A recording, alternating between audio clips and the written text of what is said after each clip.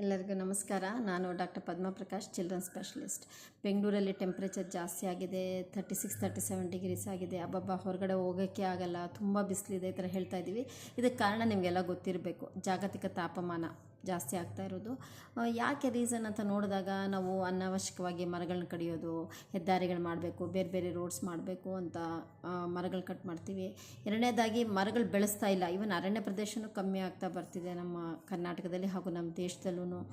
ಎರಡನೇದಾಗಿ ಜಾಸ್ತಿ ಪ್ರವಾಸ ಎಲ್ಲ ಹೋದಾಗ, ಇಲ್ಲಾಂದರೆ ಅಲ್ಲಿ ನಮ್ಮ ಪ್ಲಾಸ್ಟಿಕ್ ಬಾಟ್ಲ್ಸ್ ಯೂಸ್ ಮಾಡ್ತೀವಲ್ಲ, ಇಲ್ಲಾಂದರೆ ಅಲ್ಲಿ ಬಿಸಾಕೋದು. ಡಸ್ಟ್ಬಿನ್ ಅಂತ ಇದ್ದರೂ ಅದರಲ್ಲಿ ಹಾಕಲ್ಲ.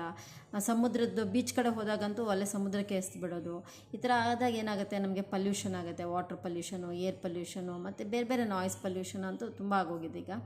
ಎರಡನೇದಾಗಿ ಹಳೆ ಕಾಲದಲ್ಲಿ ಏನಾಗ್ತಿತ್ತು, ಕೆರೆ ಕಟ್ಟೆಗಳಲ್ಲೆಲ್ಲ ನೀರು ತುಂಬ ತುಳುಕ್ತಿತ್ತು, ಜಲಚರಗಳೆಲ್ಲ ಚೆನ್ನಾಗಿರ್ತಿತ್ತು. ಬಟ್ ಇವಾಗ ಏನಾಗ್ತಿದೆ, ಅದೆಲ್ಲ ಕಣ್ಮರೆ ಆಗ್ತಿದೆ ಕೆರೆಗಳೆಲ್ಲ.